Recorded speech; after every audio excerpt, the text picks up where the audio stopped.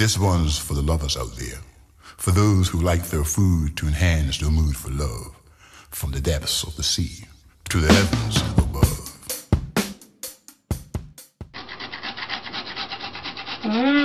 Hey everybody.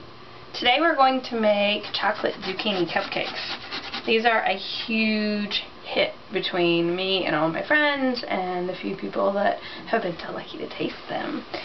So you take 2 beautiful medium zucchinis, and I'm sorry I've already shredded mine up and you can't see what a medium zucchini looks like, but you are going to start with about 2 cups of zucchini. And so I have this handy dandy grater, which on the side tells me, and it's a little less than 2, so don't hold it against me, but some of it's stuck to the side and down here, so I'm going to assume that it's close to 2 as possible. But this is a very, very nifty contraption. So this, of course, is one of the recipes I've adapted. It's from the Allergen-free Baker's Handbook. Just rinsing my hands. And so we're leaving out 2 ingredients, cinnamon and chocolate chips. I don't think they're necessary. I think these cupcakes are delicious all on their own. The zucchini kind of almost acts like an egg in a way. It helps it rise and it gives it a lot of really, really delicious moisture.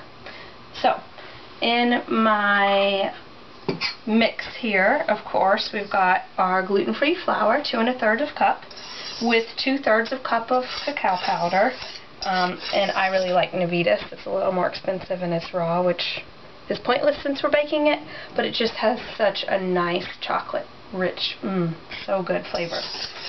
So then we have 3/4 teaspoon of xanthan gum with 1 1/2 teaspoons of baking soda, 1/2 teaspoon of salt, and then that's actually it in this bowl.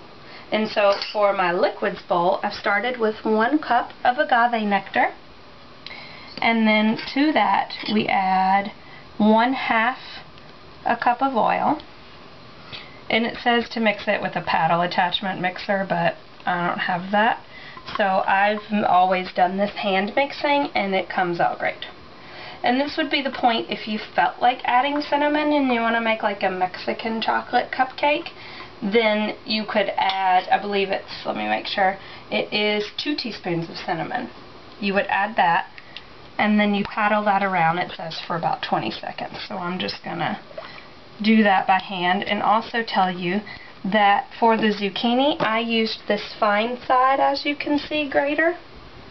It makes it really, really small, and so you almost can't even tell that there's zucchini in the cupcakes versus using the fatty side. And I've done that before and they came out fine too. But then all of a sudden I realized I should switch and try it the other way, and I like it a little bit better. So do it whichever way you want. Use a food processor if you've got one. That's definitely very handy, saves you a little bit of time, but I don't mind putting in a little elbow grease. So as you can see, this is kind of a nice, weird consistency. It's really good and mixed together. And then to this, we are going to add all of our zucchinis.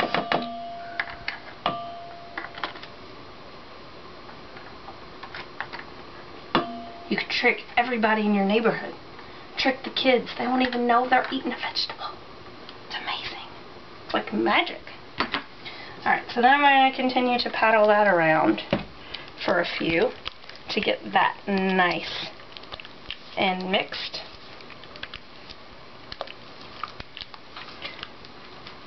So, all the while you can have your oven preheating to 350 degrees. You can have your pan lined with your muffin, your cupcake liners. I've also done this as a bread. The original recipe is a bread.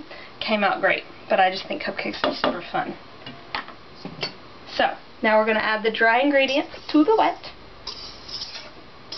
I find that a whisk is so handy for getting this not to go all over the place. Since I put my wet ingredients in a smaller bowl, try to usually put the ingredients you add it to in the larger bowl so you have more room, but you know, that's okay. Today I didn't do that. Don't forget every little good drop of zucchini. Alright, now since I don't have a mixer again, just by hand, and I'm going to start carefully Just like if you have a hand mixer, start it on low for a second to get it used to being in there, or else you're going to end up with cacao powder flying all over your face, or you're going to do that anyway. And that's okay, right? It's fun to cook, it's fun to be messy. Alright, so now I'm going to get a little rigorous in here since it started to mix up really nice.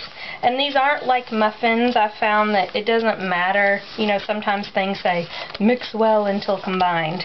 This batter doesn't seem to matter as much. If you overhandle it, it usually does fine. Alright. So see, already nice and mixed. It's not too thick, and it's not too thin either. It's supposed to be kind of gloopy in a way.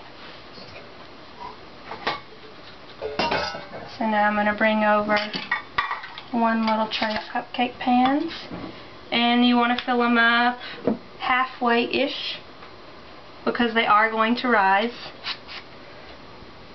and you want to give them room to rise. So if you have an ice cream scoop, very convenient. Or if you just have a spoon, give a couple of dollops into each cup until you get it about halfway there. And if you choose to add chocolate chips, if you're crazy and you want chocolate, then add a half a cup to a cup, depending on how chocolate. But this, especially with the Navitas cacao powder, is very chocolatey. Agave is nice and sweet, so I made it once with like a third of a cup of chocolate chips, and I was, you know, it was good, but not necessary. So saving yourself a little extra ingredients.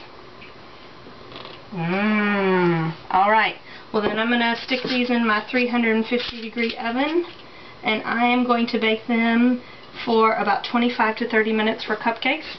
And if you want to do a bread, then I believe it needs to be, it says 55 minutes. So, I'll see you soon with a glass of milk.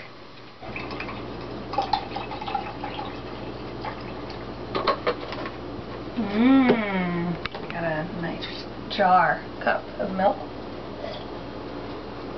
I already had one of these. I'm sorry I couldn't wait on you. Call it a cupcake, call it a muffin, call it whatever you like, but here's this nice chocolate zucchini goodness, fresh out of the oven.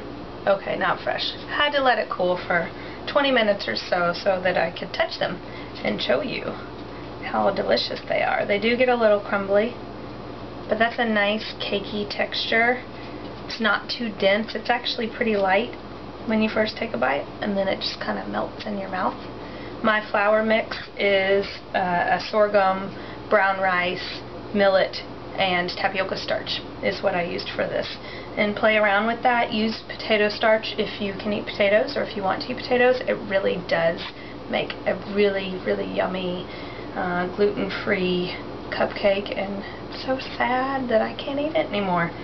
But that's okay. I keep experimenting.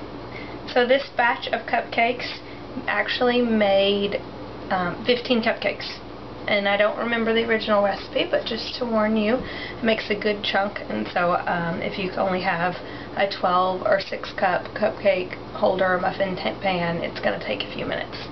So once they're all baked and yummy, you can see there's a little bit of zucchini in there, but not a whole lot. You could really fool a lot of people.